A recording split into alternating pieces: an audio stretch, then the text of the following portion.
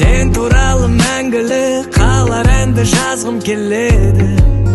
Әдемі Мона Лиза деңгейде суретіңді салғым келеді. Себебі тереңдегі шабытымды сен қозғайсың ау, өмірдегі тазалықты сен сыйлайсың ау. Сен туралы тіпті бір поэма жазғым келеді.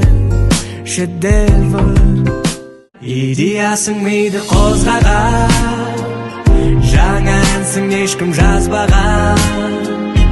Жарылмасаң егер қыз болып, ән болар ең сүйіп тыңдаған.